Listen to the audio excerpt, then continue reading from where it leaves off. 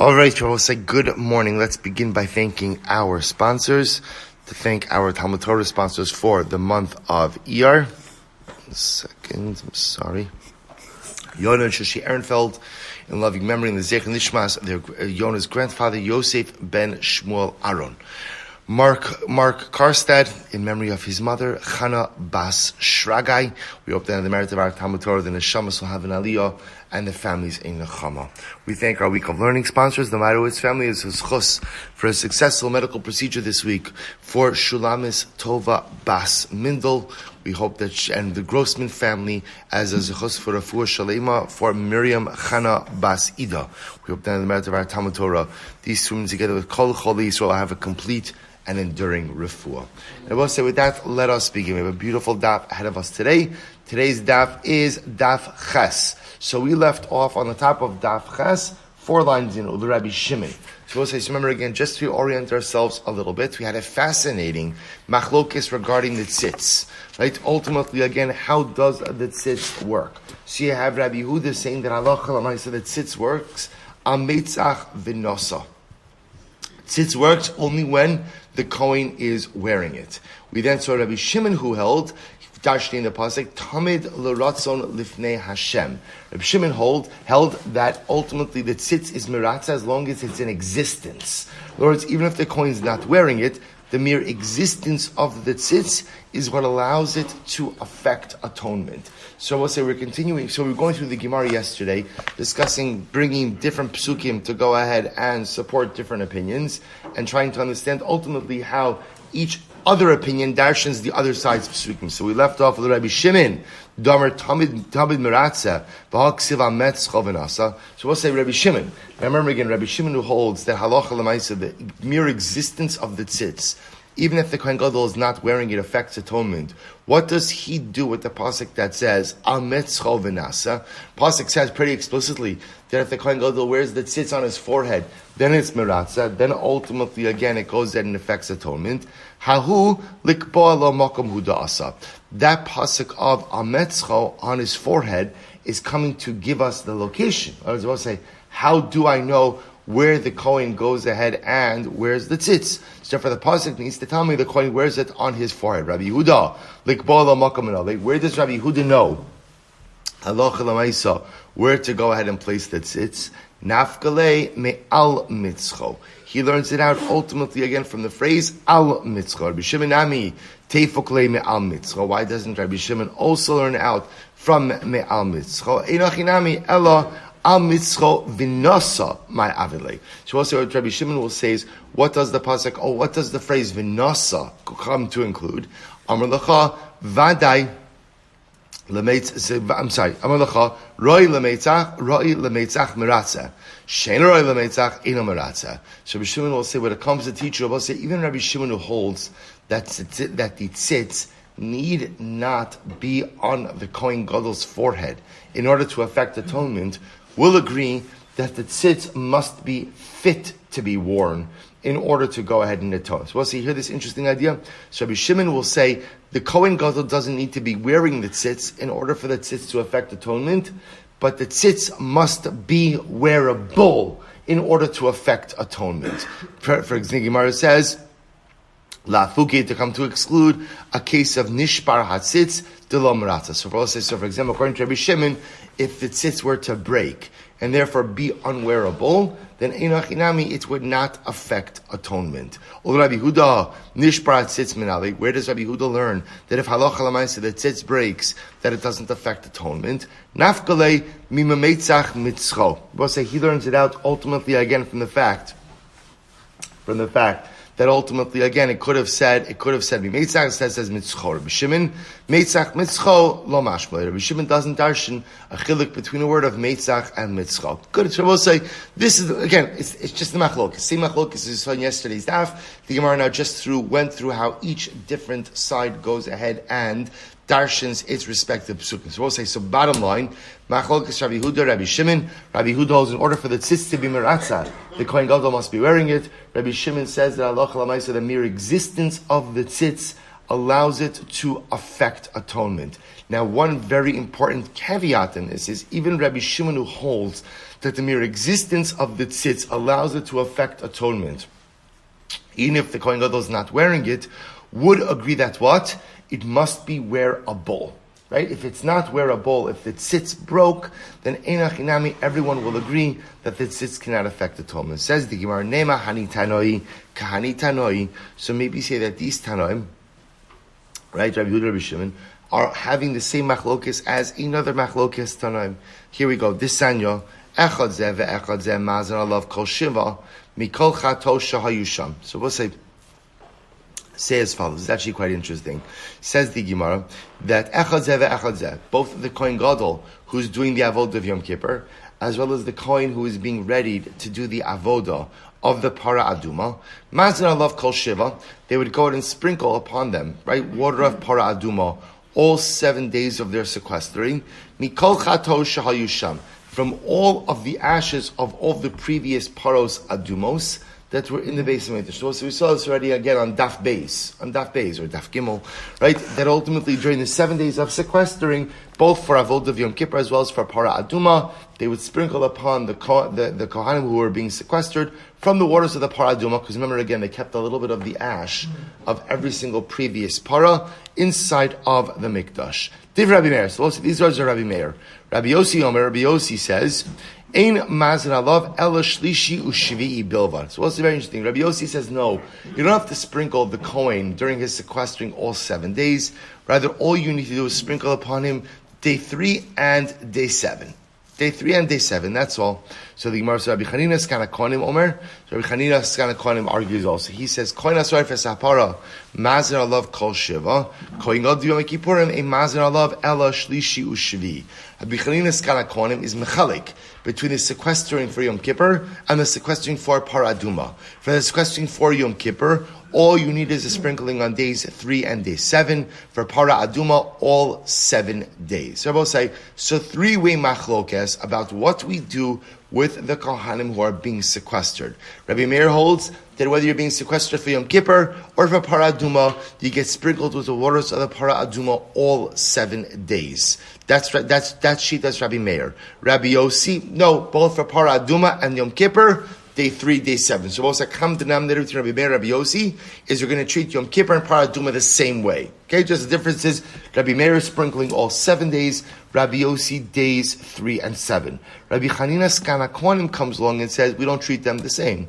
And ultimately, again, for Para Aduma, you get sprinkled all 7 days. For Yom Kippur, only days 3 and days 7. So we'll say, let's analyze. Says the Gemara, what's the machlokes? This is really fascinating. I'm sorry, we'll say, I said the wrong thing before. The Gemara is not equating this machlokes to the machlokes of Rabbi Shimon, Rabbi Huda by the tzitz. The Gemara is equating this to the machlokes of Tuma Hutra or Dechuya Betziba, Rav Nachman and Rav Sheshes, going back to Vav Amud Beis. Right? So now we're circling back a little bit, because remember, the sugya of tzitz was a little bit of a tangent. Right? Remember again, we were in the sugya ultimately again of Tuma Hutra or Dechuya. We then got into tzitz. Why do we get into tzitz? Because if you hold Tumas Hutra Betzibor, we're trying to figure out what role does the tzitz play. Okay, so then we got into a beautiful, magnificent, and holy tangent about the tzitz. Now we're circling back to Tuma Hutra versus Dechuya. So now the Gemara is suggesting that the 3-way machlokes over here is the same machlokes Rav Nachman and Rav Sheshes. Remember again, Rav Nachman holds Tuma Hutra Betzibor, which means again, when it comes to communal service, the laws of Tumah, if they do not exist, and Rav Sheshes holds Tumah Dechuya Betzibor. Tumah is there, but it's set aside. It's set aside ultimately again for communal service. We'll say, what's the nafkamina Hutra versus Dechuya? What's the nafkamina? Right, so the nafkamina is, do you seek out a tar alternative or not? If it's hutra, you need not seek out a tar alternative. If it's duchuya, you must seek out a tar alternative. I realize that I apologize. I ruined this for you a little bit yesterday by telling you the Rambam. but then I felt nechama because you probably forgot it. So Baruch Hashem, good. So good. So I feel we're probably all right. Good. So we'll say, so the Gemara says as follows. So my love b'hakam eflikis. So we'll say, what's the three-way machlokes? Right? So we'll say, what exactly is this machlokes? Rabbi Meir, Rabbi Yossi, and Rabbi Chanina Skana Kohanim. Says the Gemara, my love b'hakam eflikis. Rabbi Meir savar tuma d'chuya b'tzibor. So Rabbi will say, listen to this. Rabbi Meir holds that Tumah is D'chuya B'tzibor. Therefore, look at Rashi just a moment. Rabbi Meir Savar Tumah, it says Rashi all the way on top. Rabbi Meir Savar Tumah D'chuya B'tzibor, Uba'iran Tara Ma'al Yasa, V'azah B'zmano, V'chol Yoma Ika L'sapuke Shema Hayom, Yom Shlishi Ulu Tumaso, B'shlosh Rishonim, U'b'shlosh Achronim, Kol Yoma V'yoma Ika L'sapuke Miseka Shushie. So I'll say, to make a long story short, Rabbi Meir holds Tumah D'chuya B'tzibor. Because Rabbi Meir holds Tumah D'chuya B'tzibor, you have to be choshesh that both the kohen preparing for Yom Kippur and the kohen preparing for Para Aduma maybe became Timei Meis. And therefore, again, I have to do whatever is within my power to remedy their particular circumstances. So what are we going to do? We're going to sprinkle them with water of Para Aduma when? All 7 days. All 7 days. Because I always say, think about this. If you sprinkle them with all 7 days, pretty much you just cover your bases. Right, days 1 through 3. Remember, I will say just I know you listen, just to reinforce this. Remember, just a regular case. A person becomes tamei tumas meis. So how do you become tahor? You're sprinkled on days 3 and 7. Remember again, to be clear, no one ever holds. There's never an obligation to be sprinkled for 7 days. According to Rabbi Meir, the reason we're going to sprinkle the kohanim for 7 days is in the event that days 1, 2, and 3, perhaps were the third day. Right, since he became Tameh, so I'll sprinkle him 1, 2, and 3. 4, 5, 6, and 7 is maybe this is the 7th day. So we're just covering all of our bases as to which is day 3, which is day 7. So we'll sprinkle him all 7 days. But the fact that we go to that extreme indicates to us is that Tumah is D'chuya B'tzibor. Because we'll say if Tumah was Hutra, then what? Truth is, if Tumah was Hutra, we're going to say you shouldn't actually have to do anything. Right? Because remember again, both Paraduma as well as Yom Kippur are both avodas tzibor. So again, but Rabbi Meir, who holds all 7 days, must hold Tumah D'chuya B'tzibor. Rabbi Yossi said, no, you only need to sprinkle him days 3 and days 7. He must hold Savar Tumah Heter Hi B'tzibor. Rabbi Yossi must hold that Tumah Hutra B'tzibor. So we'll say, so again, like we just said before, therefore it's because Tumah Hutra B'tzibor, therefore you only need days 3 and 7. Now we'll say, according to Rabbi Yossi, why do you need days 3 and 7? If Tumah Hutra B'tzibor, then what should you need? Nothing. So look at Rashi. Rashi says, Rabbi Yossi Savar Heter Hi B'tzibor, Delo Machmari Ba Ela L'mayla Ba'alma Diafinim Emiluam. So Rabbi Yossi will say, it's a chumrah. It's a chumrah. Do you need, if you hold Tumah Hutra B'tzibor, do we need to sprinkle the kohen on day 3 and day 7? No, I don't need it. It's a chumrah. Fine, what about, so the Gemara says, Rabbi Yossi Tumah Hutra B'tzibor, Tizbara. So here it is. V'tizbara, Isa Rabbi Yossi Hatrei B'tzibor, Hazah Klal Lamali. But here's the problem with that, according to Rabbi Yossi, if you hold Tumah Hutra B'tzibor, then why do you need sprinkling at all, even on days 3 and 7? To which the Gemara says, you're right. Ela dekuli alma hani tanoi savri tuma dechuyehi b'tzibor. In reality, the Gemara now posits that both Rabbi Meir and Rabbi Yossi, will leave Rabbi Chanina Skana Kohanim on the side for just a second. Everyone holds that tuma dechuya b'tzibor. V'hacha b'hakim miflagi. And this is what they're really arguing about. Rabbi Meir savar amrinon tvila bizmana mitzvah. Rabbi Yossi savar Lo Amrinon Tvila Bizmana Mitzvah. So I will say in reality the Gemara is saying this is actually not about Tumah, but this is interesting about Tvila. I will say what is the nature of the obligation to immerse in the mikvah at the first available time? Right? Is there a mitzvah of Tvila Bizmana? So we'll say what that means is as follows. Someone's tameh, they now have the ability to go to the mikvah. So do we say that there is a mitzvah to immerse at the first available moment? Or do we say no? The first available moment is the first time you can go to the mikvah. But halacha l'maisa, get to the mikvah whenever you want. So that's the machlokas. Is tefillah bizmana a mitzvah or not? So the Gemara suggests, was to take a look at Rashi for just a moment. Tefillah bizmana mitzvah. Tichsev v'chit'o b'yom hashvi v'chi beis begad v'rachatz. Lo ba elalalamid ala tvila shetehe b'yom hashvi. V'azon nami makshinu latvila lios mitzvah bizmana. Hilchach kol yoma mazina le'shem hayom bizmana. So let's listen to this. So the Gemara suggests as follows. The Gemara says, Rabbi Meir holds that tvila bizmana is a mitzvah. Now, where do you get this, that tvila bizmana is a mitzvah? Because if you look at the pasuk says, "V'chito b'yom hashvi," you shall sprinkle him with the waters of the paradum on days number 7. V'chibeis begadav v'rachatz. It says, then literally he'll immerse his clothing and he'll go into the mikvah. So, the opinion in this case, we're ascribing it to Rabbi Meir, will hold that immersing in the mitzvah on time, immersing in the mikvah on time is a mitzvah. Furthermore, Rabbi Meir says, sprinkling of the waters of the paraduma is compared to immersion. And just like tvila bismana is a mitzvah, so too hazah, sprinkling in the right time, is a mitzvah as well. Therefore, says Rabbi Meir, if sprinkling in the right time is a mitzvah, you have no choice but to do what? To sprinkle them all 7 days. Why all 7 days?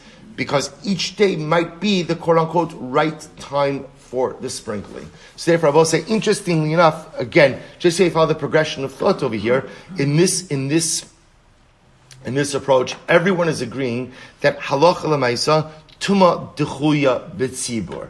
The machlokes is about a tvila bismana. Do you hold that a tvila bismana is a mitzvah or not? If you hold tvila bismana is a mitzvah, that's because it's compared to azah.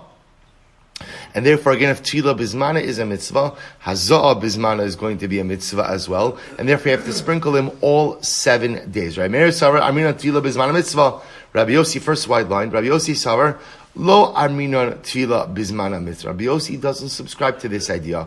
He holds or will say that essentially, you can go to the mikvah at a particular time, but there's no urgency to go to the mikvah at the first available moment. In other words, you can't go to the mikvah before a certain time. Once that time comes, you have a license to immerse. And when should you immerse? Whenever you want. Take a look at Rashi. Lo amina tefila bizmana mitzvah. V'haychit v'chit ovda shino leiv m'maseches kedushin perek gimel. Fine. So also the Gemara says, and therefore again, according to Rabbi Yossi will just say we sprinkle him on days 3 and day 7, because just like tefila bizmana is not a mitzvah, so to hazah bizmana, sprinkling in the right time, is also not a mitzvah. Well, therefore, just sprinkle him day 3 and day 7 for what purpose? It's a chumrah. It's a chumrah. We'll say again, according to Rabbi Yossi, it's always just a chumrah. So the Gemara says, is that true? V'sav Rabbi Yossi, lo amrina tefila b'zman. So we'll say, does Rabbi Yossi hold that immersion in the mikvah at the right time is not a mitzvah? Does he really hold that way? Vatawel says, it's actually a fascinating case. Hari shahaya shem kasava b'sarav. We'll say, let's say someone wrote the name of Hashem on their flesh. Right? Somebody was so in love with the Rebbe Shalom that they wrote the name of HaKadosh Baruch Hu on their arm. They wrote it. Not tattooed in a permanent way. That's a different discussion. But they wrote it. They wrote it on their arm. And now what happens? So the Gemara says, Hare zelo yirchotz. You're not allowed to wash that area. Why can't you wash that area? Because that'll result in the erasure of the name of HaKadosh Baruch Hu. You're not allowed to do that. Hare zelo yirchotz. V'lo yasoch. You also can't anoint yourself with anything because it can rub out the name.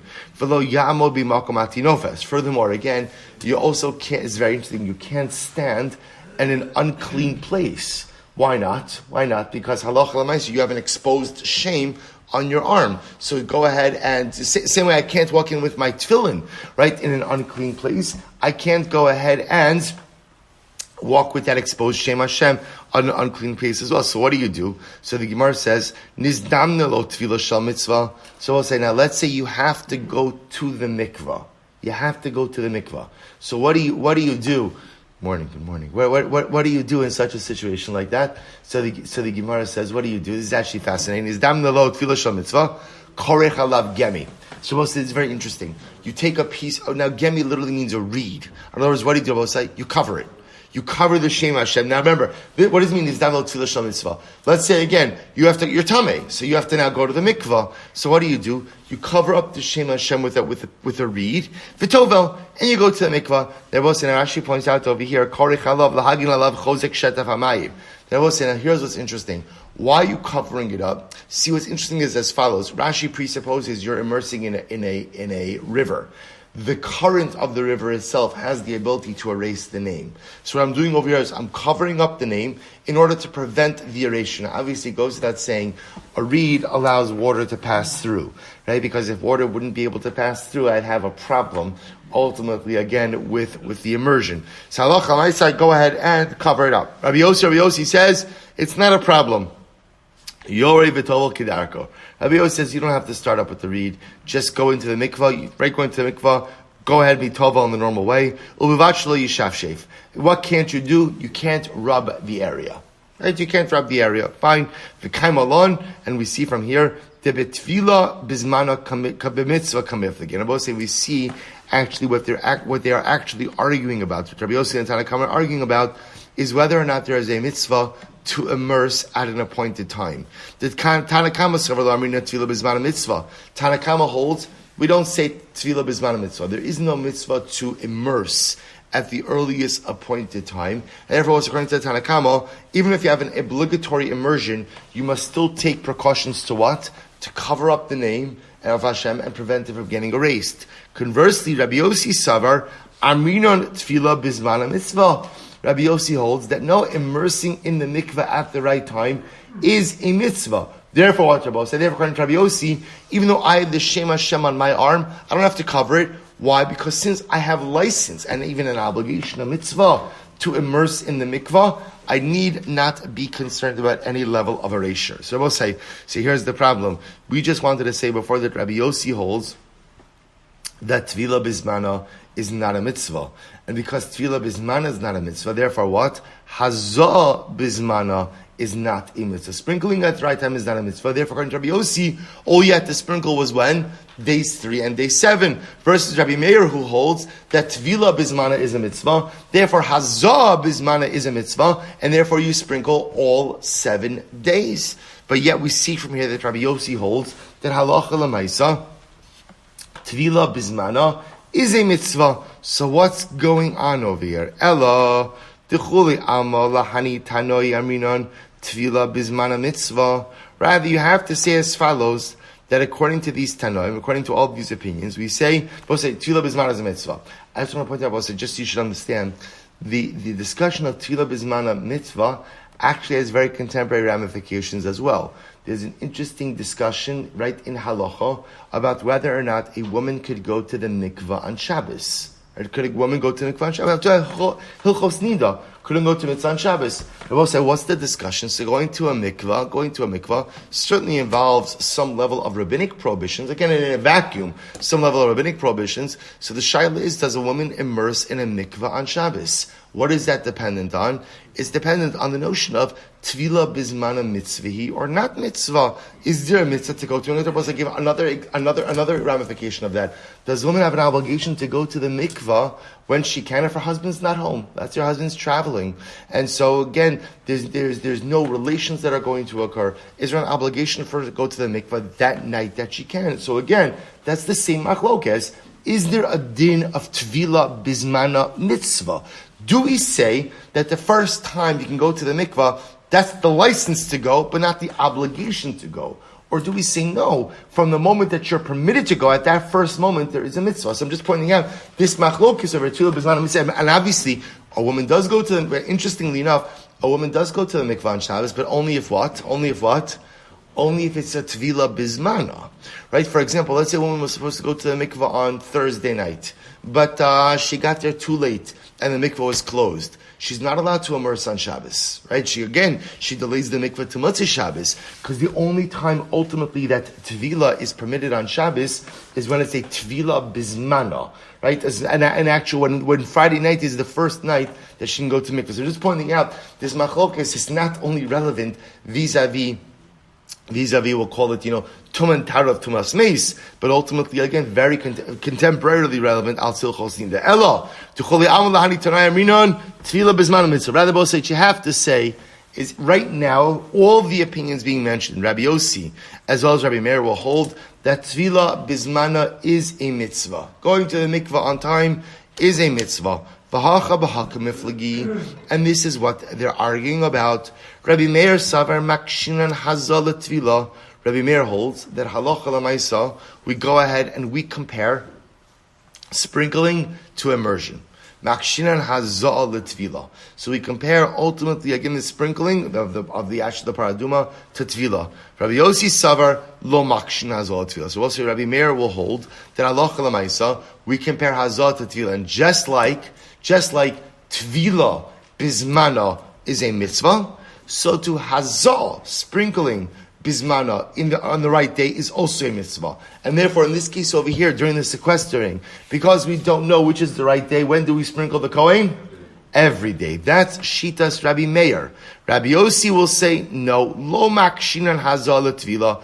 We do not compare hazal to tvila. Even if you hold that tvila bismana is a mitzvah, we will not necessarily hold, or we won't hold, that hazah bismana is a mitzvah. Therefore, according to Rabbi Yossi, when are you sprinkling the Kohen? Only days 3 and 7. And I will say, effectively, once you take that position, it turns out that the essence of the sprinkling is only for what? It's only a chumrah. It's only a chumrah. So the Gemara says, okay, so now we've squared away Rabbi Meir and Rabbi Yossi. What about Rabbi Chanina Skana Kohanim? Because also remember again, Rabbi Chanina Skana Kohanim has an interesting shita. What's his shita? He holds that the Kohen who's going to do the para aduma, you sprinkle him all 7 days. But the Kohen Gadol who's being sequestered for Yom Kippur, you only go ahead and sprinkle him on days 3 and 7. So what's the pshat? Rabbi Chanina Skana Kohanim, Imakish hazal letvila, afilo kohen Yom Kippurim nami. So Rabbi Chanina Skana Kohanim, what's up with you? Right? Well, what do you hold? If you hold that we compare hazah to tvila, and just like tvila bismana is a mitzvah, so to hazah bismana is a mitzvah. Therefore, even the Kohen Gadol who's sequestered for Yom Kippur should sprinkle him all 7 days, just like the Kohen is being sequestered for the paraduma. Lo makish hazah letvila. And if you don't compare sprinkling to immersion, then what? Then afilu kohen asaref esapara namilo. Then I will say, why am I sprinkling the Kohen for paraduma all 7 days? What's going on over here? To which the Gemara says, listen to this. Liolam lo makish. In reality, Rabbi Chanina Skana Kohanim agrees with Rabbi Yossi and does not compare hazah to tvila. So I'll say, see, even though everyone's going to hold tvila bismana is a mitzvah, immersion in the mikvah in the appropriate time is a mitzvah. There are Rabbi Chanina Skana Kohanim, like Rabbi Yossi holds that we do not compare sprinkling to tevila. So watch this. So the Gemara says, lo makish v'kohen asar pesapara ma'ila ba'alma. And I will say, interestingly enough, so therefore again, because Rabbi Chanina Skana Kohanim doesn't compare hazah to tefillah, so in reality, the only reason we go ahead and we sprinkle on days 3 and day 7 is why? Just ultimately to cover our bases. So why by para aduma do we sprinkle the sequestered coin for all 7 days? And the answer is chumrah. A chumrah. I will say, and again, this goes back to what we learned again on Daf Gimel, Daf Beis, and Beis and Gimel, which is that remember we employ a major kula by para aduma, right? What's the major kula? Tvul Yom, excellent, right? A Tvul Yom. Now remember again that a coin who's a Tvul Yom does the avoda of para aduma. By the way, not only does he do it, but what do we do to the coin? We're actively metame him, right? We actively make the coin who's doing the para aduma tamei, then we put him in the mikvah, and then ultimately again he does the para aduma as a Tvul Yom. Again, remember why? Why?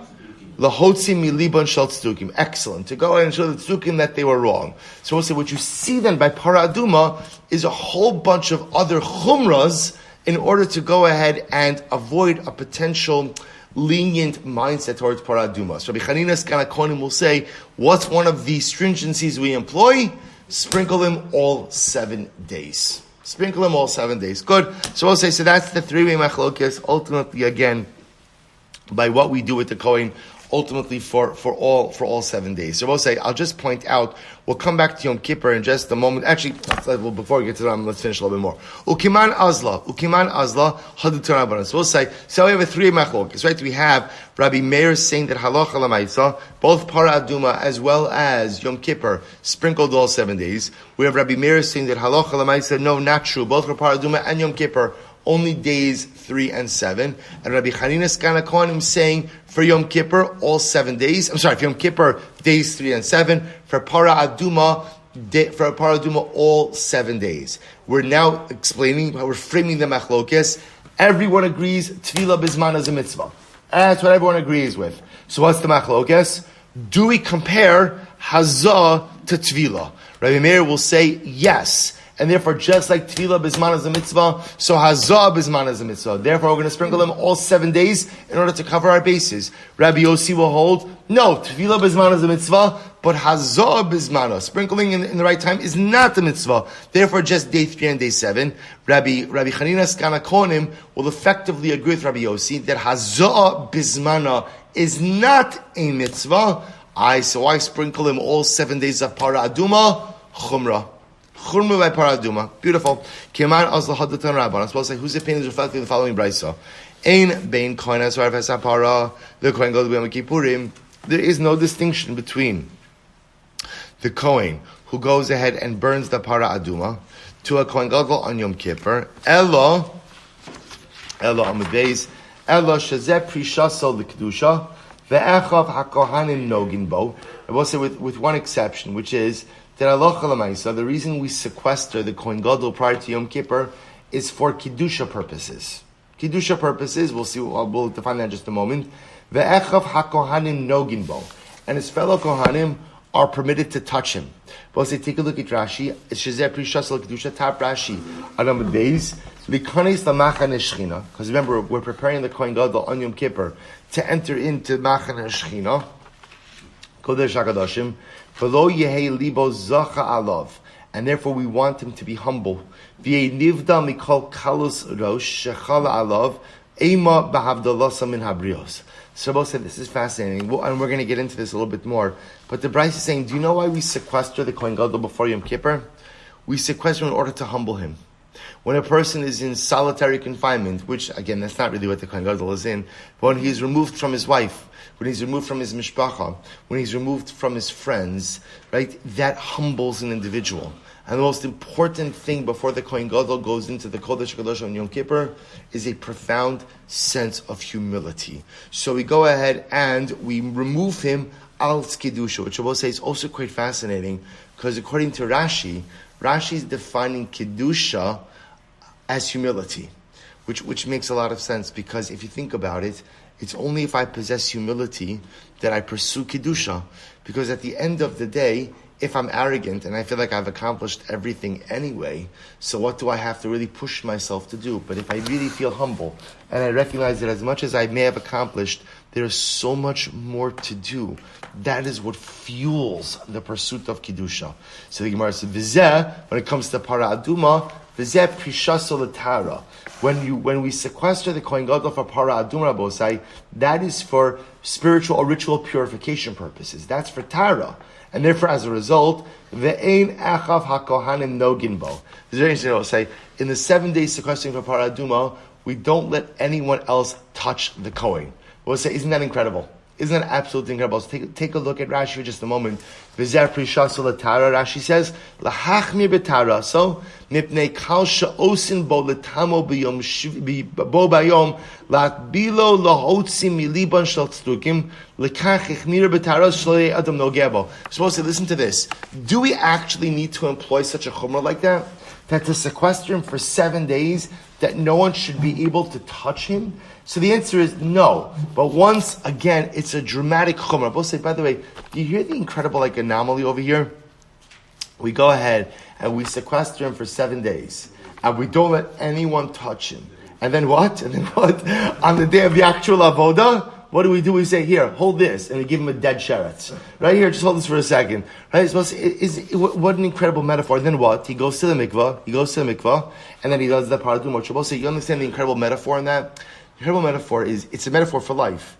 Because so often in life, we work on ourselves, right? And propel ourselves up to a level, and then what happens? The Yetzer Hara says, here, hold this. And I hold the sheretz, and I defile myself, and I do something wrong. So I will say, Rabbi Nachman writes about this, is, the greatest Yetzer Hara is that when I mess up in life, I think that I'm done.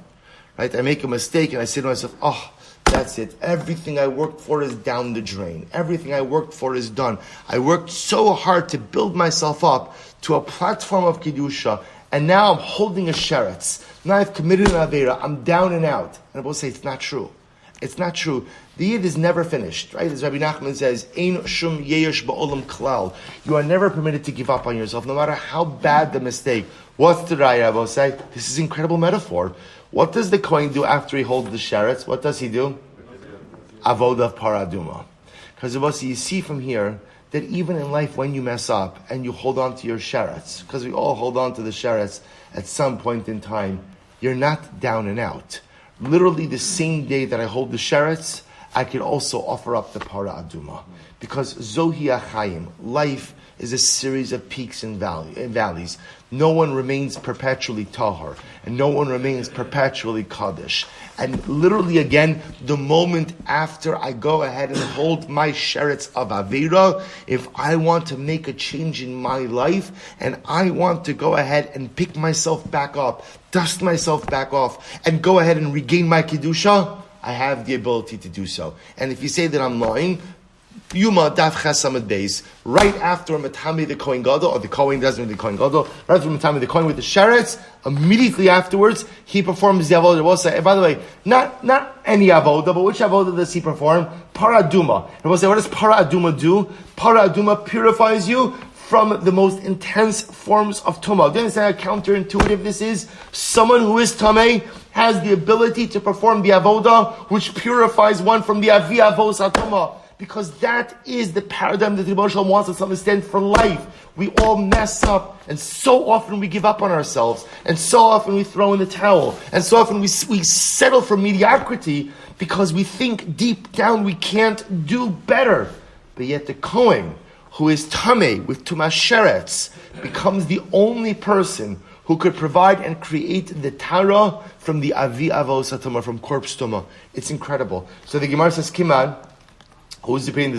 So the Brisa is distinguishing between the Tara for the Kohen by Yom Kippur and the Tara for the Kohen by Paraduma. By Yom Kippur, we go ahead and we separate him from everyone else. But yeah, we let other Kohanim touch him because it's not a separation. Ultimately, again, for Tara, it's a separation for Kedusha. Yet by Para Aduma, we're going to be careful not to mamish let anyone even touch him. So whose opinion does this reflect? To which the Gemara says, Kiman, O Rabbi Meir, O Rabbi Yossi. It reflects either Rabbi Meir or Rabbi Yossi. Di Rabbi Chanina Skana Kohanim, because Rabbi say ultimately, again, according to Rabbi Chanina Skana Kohanim, ultimately, again, ha'ika nami ha. There is another distinction between the sequestering for Para Aduma and for Yom Kippur, which is that according to Rabbi Chanina Skana Kohanim, halacha l'maisa Para Aduma, they would sprinkle upon him all 7 days. Yom Kippur only days 3 and 7. So we'll say what the Gemara is just picking up on over here is, according to the Brisa, the only distinction between the sequestering of the coin prior to Para Aduma and Yom Kippur was the fact, what his relationship to other Kohanim, right? So again, before Yom Kippur, we're okay if someone touches the Kohen Gadol. Before Para Aduma, we're not okay if someone touches the Kohen. Yet, I will say, so that reflects the Rabbi Meir or Rabbi Yossi, which hold that in terms of sprinkling, both Para Aduma and Yom Kippur are the same. But according to Rabbi Chanina Skana Kohanim, another distinction between the sequestering ultimately would be in the fact that for Yom Kippur, we sprinkle him days 3 and 7, and for Para Aduma all 3 days. Beautiful. So the Gemara says, Maski for Rabbi Yossi, Rabbi Chanina, Bishlam Arisha. So we'll say, here we go. So let's analyze this a little bit. So according to the opinion that we're sprinkling him all 7 days. Let's analyze this in just a moment. So I understand this as follows. Bishlam Arishon Shema Shlishi, Sheni Shema Shlishi, Shlishi Shema Shlishi.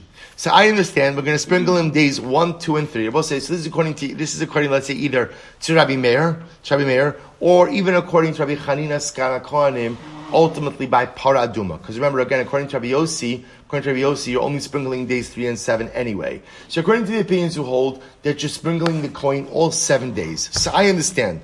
We sprinkle him days 1, 2, and 3, because maybe days 1, 2, and 3 are what? Maybe what? Maybe they're day 3. In other words, maybe he became Tameh before we sequestered him. So therefore, days 1, 2, and 3 are possibly day 3. Chamishi, I also understand why I sprinkle him on day 5, Shema Shvi. Shishi Shema Shvi. Shvi is Shema Shvi. I understand why I sprinkle him on days 5, 6, and 7, because there's a possibility that what? Those days are each day 7. Rabbi say, watch this. El Revi'i lama li hazah klal. I'll say, why do I have to sprinkle him on day number 4? So I'll say, day number 4 doesn't make sense. Why not? Lo b'shlishi ikal savuke, lo b'shli ikal savuke. We'll say, day number 4 can't be day number 3. Right? Why can't day number 4 be day number 3? He's been sequestered already. Right? He's been sequestered. If he would have become tummy, we would have known it. So day number 4 can't be day number 3. Day number 4 also can't be day number 7. Because if day number 4 is day number 7, that means what? He wasn't sprinkled on day number 3. Right? So ultimately, again, Imar says it doesn't work. Uletamech hazah kol shiva mi'ika. It will say, by this, therefore the Gemara says it makes no sense. In other words, even if you hold that halacha lamaisa, we're going to sprinkle him all 7 days, there's no real reason to sprinkle him day number 4. So right, the Gemara is just suggesting perhaps all 7 doesn't actually mean all 7. All 7 means 1, 2, and 3, 5, 6, and 7, but day number 4 can't really fit into this. Furthermore, I've also listened to this. Furthermore, the Gemara says, Hazal kol shiv me'ika, do you ever truly sprinkle someone for all 7 days? Oh, we'll say, watch this. Sprinkling someone with the waters of the paraduma is an Isra Midrabanan. We'll say, what's the Isra Dirabanan? It's what we call Tikkun Mana. So we'll say, again, technically speaking, normally we don't sprinkle on Shabbos. Why not? Because the act of sprinkling has the appearance of what? It's fixing. It's fixing, right? And Tikkun Mana, fixing things on Shabbos, is at least, right, even if it doesn't measure up to a Doraisa, is going to at least be an Isser Derabanan. So generally we wouldn't sprinkle on Shabbos. Ve'ino dochas Shabbos. And I will say it's not dochas Shabbos. It doesn't set aside dochas Shabbos. So I will say, interestingly enough, the Gemara just says, by the way, just so you should understand, whenever we speak about sprinkling 7 days, you're actually never sprinkling 7 days. Because we don't go ahead and sprinkle on Shabbos. So we'll say, so watch this. This is incredible. Wow. So we'll say, when we speak about sprinkling 7 days, by the way, it doesn't literally mean 7 days. It means what? 6 days. 6 days. Because we don't sprinkle the waters of Paraduma on Shabbos. By the way, similarly, Hachanami, Shiva lebar mirvi'i. So to Rabbi say, it also means that we also leave out when? The 4th day. Why do we leave out the 4th day? Why? Because it's irrelevant, right? Not 4th day, like we said, 4th day can't be the 3rd day, nor can it be the 7th day. So we'll say, listen to how fascinating this is. Amar Rava. Rava says, Hilchach, get ready for this. Hilchach, Kohen Gadol Yom Kippurim, Delo B'didan Talya Milsa, Ela B'kviyah Diarcha Talya Milsa, B'tlasa B'tishrei Bar Lefarushay, V'chol Emas T'misrami, Tlasa B'tishrei Mafreshin Alei. So let's listen to this. Therefore, this is incredible. When it comes to Yom Kippur, I will say, you see again. Remember, what's the halacha? We go ahead and we separate out the Kohen on 7 days before Yom Kippur. The truth is, we have no control. We have some control over the calendar, but Lamaisa, once Rosh Chodesh is declared, the days of the week fall out as they fall out. So therefore, halacha lamaisa, because we have no control how the days fall out, we separate them out 7 days prior to Yom Kippur, and whatever happens, happens. Which Rabbosai means something amazing. According to the opinions who hold that the Kohen is sprinkled all 7 days, it's not really all 7 days. It has a capacity to be only how many days? 5. Right? Because think about this. If halacha lamaisa, again, the 4th day and Shabbos do not coincide, that means you're not going to sprinkle him on Shabbos, because again, the Isser D'Rabbanan. You're also not going to sprinkle him on day number 4. But again, it is what it is. We have no control over when it falls out. But Rabbi say, watch this. Says the Gemara, Aval, Kohen Asarif Hasapara. But listen to this. When it comes to sequestering the Kohen in preparation for the Paraduma, B'didan Talya Milsa, see, we control the timeline. Mafreshinon le berevi'i b'Shabbos, ki hechi dinesrami revi'i shalo b'Shabbos. Rabbi say this is incredible. When it comes to sequestering the Kohen Gadol, or the Kohen I should say, for Paraduma, we control when the sequestering starts. So we'll say we always arrange it that what? The first day of sequestering is when? On Wednesday. Because what happens then when the first day of sequestering is on Wednesday? Wednesday, Thursday, Friday. Oh, day number 4 is Shabbos. Therefore, we'll say, what does it turn out? It turns out that you only lose 1 day in the sprinkling of the Kohen Gadol, or in the Kohen, because day number 4 and Shabbos turn out to be the same day. We'll say, isn't that fascinating? So by Yom Kippur, again, I don't have the ability to do that, because Yom Kippur is going to fall out when it's going to fall out. But by Paraduma, when I do control the timeline, we always separate out the Kohen on a Wednesday. This way, day 4 coincides ultimately with Shabbos. And Abosai, this is indeed interesting enough how the Rambam paskins. So the Rambam says in Hilchos Paraduma, first of all, the Rambam does say, Kol Yom V'Yom Mishivas, this is Parak Beis Halacha Daled. Kol Yom V'Yom Mishivas Yimei Hafrasha, Mazon Alav Meichata. So we'll say, first of all, the Rambam paskins, that for Paraduma, we in fact sprinkle him all 7 days. All 7 days. Shamanit Malameis V'Hu Yada, Chutz Miyom Revi La'afrasha, Shein Tzarach Hazah. So we'll see, the Rambam paskins, Shaloch L'maisa, Aleph, we do sprinkle the Kohen Gadol I keep saying the Kohen Gadol. For Paraduma, we do sprinkle the Kohen 7 days. All 7 days. Like we saw, like Rabbi Chanina Skana Kohanim, and like Rabbi Meir, not like Rabbi Yossi. All 7 days. With one exception, day number 4. Day number 4, we don't sprinkle him. Why do we sprinkle on day number 4? Why not? Why not? Why not? Because again, it's neither day number 3, nor is it day number 7. The Rambam goes on, he says, Berevi'i b'Shabbos hayimafrishin also. Most of the Rambam codifies this lahalacha. He says that historically, we would always separate out the Kohen on a Wednesday.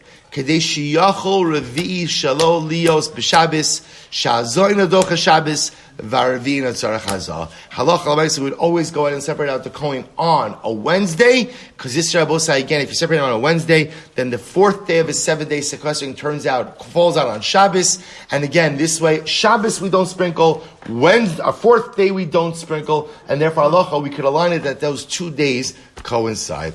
We'll stop over here. We'll pick up in Melishkas Parhedron tomorrow.